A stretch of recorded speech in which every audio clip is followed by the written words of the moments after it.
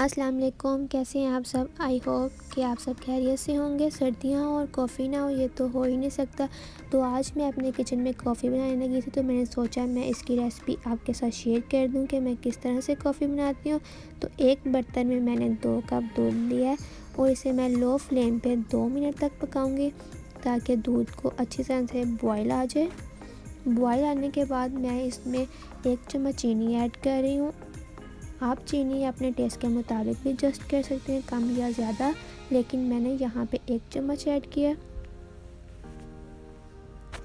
Nescafe 3 in 1 coffee शाशी आपको market से easily 40 rupees का मिल जाएगा। मैं इसमें सारा ऐड कर दूँगी ताकि हमारी कॉफ़ी मज़ेदार से तैयार हो।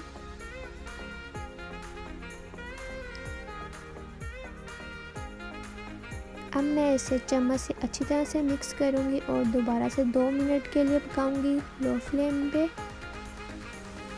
2 मिनट हो गए, कॉफ़ी हमारी जो तैयार हो गई है। अब मैं इसे डिश आउट करूँगी। तैयार है हमारी बहुत ही मज़ेदार कॉफ़ी। आप भी इसे ज़रूर ट्राई करें और मुझे अपना फीडबैक दें।